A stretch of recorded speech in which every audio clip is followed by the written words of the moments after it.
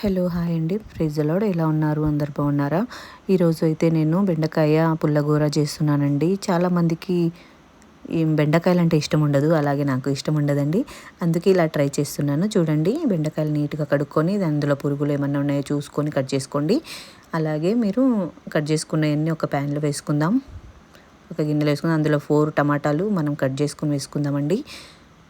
పుల్లగా చాలా టేస్టీగా ఉంటుంది. అందుకోసం పెద్ద సైజులో 4 టమాటాలు వేసుకున్నాను. అలాగే చింతపండు బదులు మీరు ఒక పెద్ద సైజు మామిడికాయ వేసుకోవచ్చండి. పచ్చి మామిడికాయ సీజన్ లేదు కాబట్టి నేను వేయలేదు. అలాగే ఇప్పుడు ఒక పెద్ద సైజు వచ్చి ఉల్లిపాయ, అందులోని మనం కొంచెం పసుపు వేసుకుందామండి.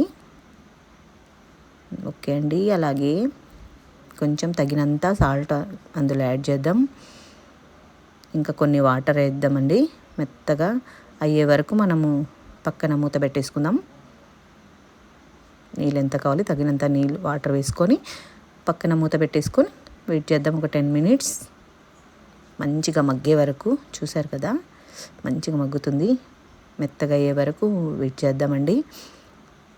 అలాగే మనము ఇది మంచిగా రుబ్బుకోవాలండి. పప్పు ఎలాగా మ్యాష్ చేస్తాం అలాగా మంచిగా పప్పు గుత్తి సహాయంతో నేనైతే మంచిగా రుబ్బుతున్నానండి. చూసారు కదా, ఇప్పుడు పప్పు గుత్తి సహాయంతో మంచిగా ఇది చేసుకుందాం. చాలా బాగుంటుందండి. పిల్లలకి చదువు లెక్కలు రాకపోతే లెక్కలు వస్తాయండి. చాలా బెనిఫిట్స్ ఉన్నాయండి ఇందులో. బెండకాయలో ప్రయోజనాలు ఉన్నాయి. పెద్దలు పిల్లలు అందరూ ఇలా చేసుకొని తినవచ్చు. ఇప్పుడు తాలింపు వేసుకుందాం. అందులోకి ఆయిల్, అలాగే జీలకర్ర, ఆవాలు యాడ్ చేద్దాం.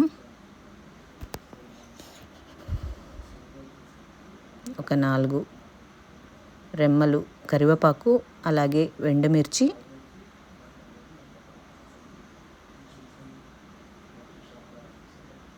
కొంచెం వెల్లుల్లి అలా కచ్చపిచ్చిగా దంచి వేసుకున్నానండి. ప్రెగ్నెంట్ ఉన్న లేడీస్కి బెండకాయలు చాలా మంచిది.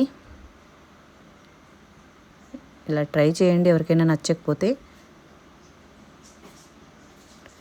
వేడి అన్నంలో అండి ఇలా చేసుకొని తింటే చాలా బాగుంటుందండి.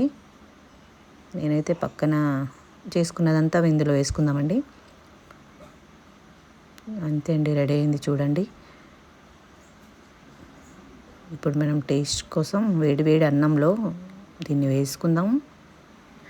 ఇప్పుడు మనము వడియాలు ఎంచుకుందామండి. అందులోకి చాలా బాగుంటుంది.